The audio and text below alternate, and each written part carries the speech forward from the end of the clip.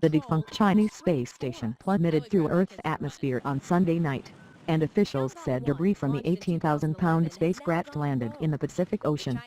In a statement, U.S. military officials said the Tiangong-1 space station re-entered the atmosphere at 8:16 p.m. Whatever remained of the craft fell in the South Pacific, between California and Hawaii, out in the middle of nowhere, which is exactly where we hoped it would land, said Roger Thompson, the senior engineering specialist with Aerospace Corporation of El Segundo, California, which works closely with NASA and has been tracking the space station since 2016. If someone had been in a nearby ship, he or she would have seen the estimated 10% to 40% of Tiangong-1 that likely survive re-entry careening through the sky, on fire and still in formation, Thompson said. It would look like several dozen comets that were streaming along, he told NBC News. Gradually, the pieces would spread out and plunge into the water. Aerospace Corp.'s prediction of when that would occur was off by only 14 minutes, Thompson said. The group had said it would happen just west of Chile at 8:30 p.m.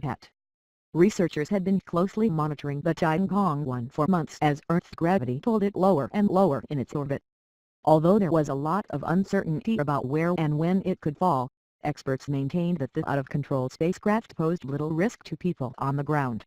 Since the beginning of the space age, we've counted about 6,600 of these uncontrolled re-entries for any type of spacecraft, and out of these 6,600 cases, there have been only 70 where pieces have been found on the ground that were unambiguously identified as coming from a spacecraft, said Stein Lemons, a space debris analyst at the European Space Agency, which has been tracking Tiangong-1.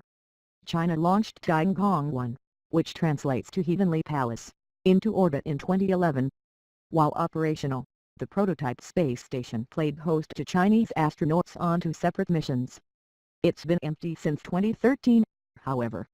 China was tight-lipped about whether it could still control the station, but officials told the United Nations in 2017 that Tiangong-1 had ceased functioning. It's not altogether uncommon for out-of-commission satellites, rocket parts and other pieces of space debris to fall from orbit. Typically, those objects will burn up as they re-enter Earth's atmosphere, but occasionally pieces of debris will survive the fiery journey and fall into the ocean, or, less frequently, overland. Some components made of heavy or very heat-resistant material, for example, titanium, are likely candidates for surviving re-entry, Lemons said. These are designed to handle a lot of heat and take a lot of pressure. But more than 70% of Earth's surface is covered by water, so it's unusual for uncontrolled re-entries to occur overland and even more unusual for them to be dangerous. Only one person, of Tulsa, Oklahoma, is known to have been hit by space debris.